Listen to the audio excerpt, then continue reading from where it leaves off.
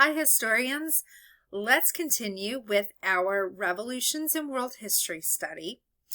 This is in our sample class. I'm making the videos for you to read along, and then I will post them into your Google Classroom. Okay, these are the instructions for this assignment that's due May 1st, 3 weeks from now. Read each of the short chapters attached. Chapters 25, 26, and 27. 3 chapters, 3 weeks. Pace yourselves, bears. 1 chapter a week, so you won't get all crazy at the end. Follow along reading with Dr. D in the videos for each chapter. You're doing that now. For each chapter, answer the Check Your Knowledge quiz questions on the corresponding Google form. So each Google form is labeled for the chapter. And then after you read all chapters and take all quizzes, write a paragraph reflection writing on the Google Doc with your name. Okay, so in this video, we are going to read chapter 27 together. Remember, on your Google Chromebooks, it doesn't like to post it the right side up, but you click Control and then the little refresh circle arrow at the top of your keyboard. My computer is different, so I did it my way. We have it chapter 27. Let's read together. Chapter 27 is called Nationalism Across Europe and Independence Movements in South America and Haiti. So the previous 2 chapters were also about revolutions. One was about the American Revolution. The second was about the French Revolution. Now we're going to talk about nationalism across Europe and independence movements in other places, South America and Haiti. After Napoleon's rule ended, the many parts of Europe he had dominated were on their own. For 9 months, European representatives from these countries met at the Congress of Vienna, 1814 to 1815. Meanwhile, in South America, several countries declared their independence. Nationalism in Europe. The countries that took part in the Congress of Vienna, Russia, Sweden, Norway, France, the United Kingdom, Spain, Portugal, Austria, Denmark, and Prussia, tried to restore or bring back royal families that had been kicked out under Napoleon's rule.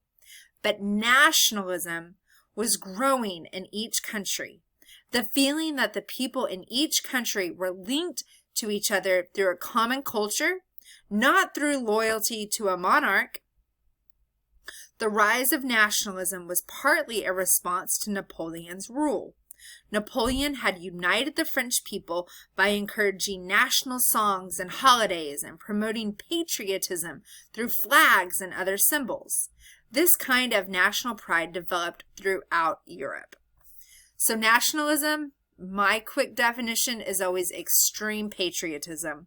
We know what patriotism is. Nationalism takes it to a whole other level. The 1830s, revolutions in Europe. Nationalism inspired people from all over Europe to fight against the kings and queens they no longer identified with. Several revolutions broke out in 1830. After Charles X was appointed King of France in 1824 and tried to ignore the new French Constitution, the French people staged the July Revolution to bring in a new king, King Louis Philippe, who restored power to the French people. All right, another example. The Polish people in Poland revolted against Prussian rule of the Tsar, but they were unsuccessful. And finally, a revolution led to the formation of the new country of Belgium. So here we have a map that shows us, here's Belgium, the new country of Belgium. Here's Prussia. Okay, a number of revolutions erupted in 1848 as well. Again, many of them failed, but the idea of nationalism held strong. That's the key here. The idea of nationalism, uniting around a common culture, a common bond, rather than listening to somebody up on a throne that has no idea what life is like for ordinary people. Italy unites. In 1861, Italy became an independent country with the help of Giuseppe Garibaldi and his red shirts. They were called that because they wore red, who fought the Austrians for Italian independence and raised an army of 1,000 volunteers. Garibaldi took control of Sicily in 1860 and then of Naples and Piedmont. In 1861, a new state of Italy was declared under King Victor Emmanuel II. It didn't include Venice, controlled by Austria, or Rome under France's control. In 1870, after France's defeat in the Franco-Prussian War, these two areas were finally made part of Italy, with Rome as its capital. Germany unites. Under the leadership of Prussian King Wilhelm, or William I, Prime Minister Otto von Bismarck collected taxes to strengthen the Prussian army and governed Prussia without Parliament's input or approval. Bismarck went to war with the Austrians and quickly defeated them. This gave Prussia control of all of northern Germany. In 1870, in the Franco-Prussian War, Prussia won France's provinces of Alsace and Lorraine and renamed the region Alsace-Lorraine. This convinced the southern German states to join the North German Confederation. In 1871, William I of Prussia was named Kaiser, or Emperor of the German Empire. And Kaiser is also from Caesar. Okay. Another example. This is one of my favorite examples of a revolution. Haiti declares independence. The small island of Hispaniola became independent in 1804. Where is that? Okay, friends, here's a map. Here's Haiti. Here's Cuba. The United States is up here. Big area. Okay, Hispaniola. Let's read the little box.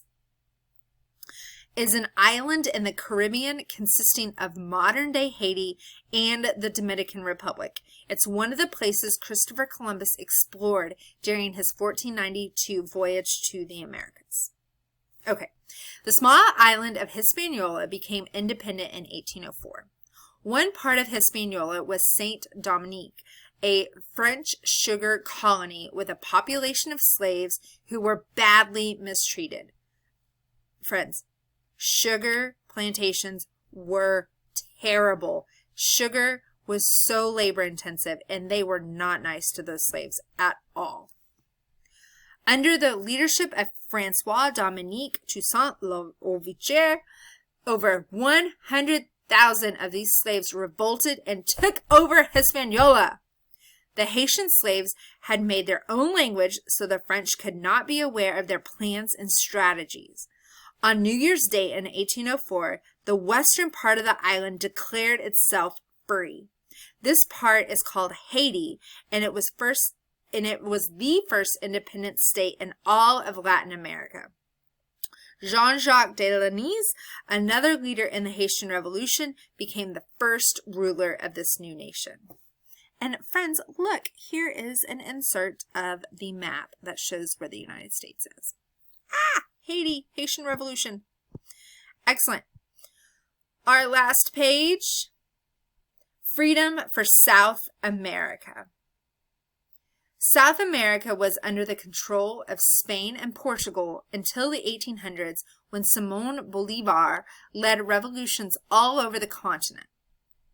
Spain was weak after its wars with Napoleon, and Bolívar took advantage of this and declared Venezuela independent in 1811. Spain fought for control in Venezuela for another decade, but eventually the country was freed from Spanish control. In 1819, Bolívar declared and won, with a small army, independence for a new nation, Colombia. Bolivar was a national hero all over South America, fleeing countries left and right. José de San Martín fought for the independence of Argentina and Chile. He helped free Peru from Spanish rule with Bolivar's help. By the end of 1824, Uruguay, Paraguay, and Bolivia were also liberated from Spanish rule. Bolivar and San Martín supported Creole rights and led Creole armies against Peninsulares. Creoles are Spaniards who were born in the New World, and Peninsulares were Spaniards in the New World that were born in Spain. They were born in the peninsula of Spain. And so Creoles and Peninsulares were part of the,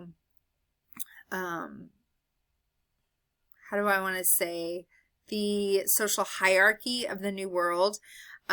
Creoles were underneath the Peninsulares, and then as people worked down the triangle, like the French Revolution triangle, there were more people who were Native American and African, but they had the least amount of power.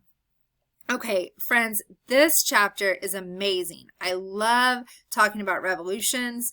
I love that whole revolutionary spirit in Latin America.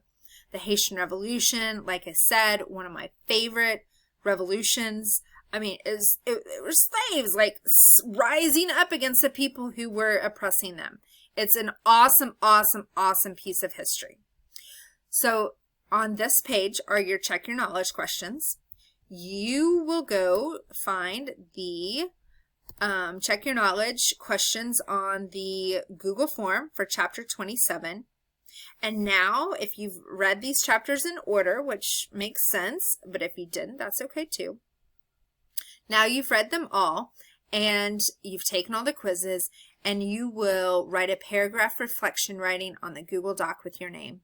This reflection asks you a really important question. Why do people rebel against governments?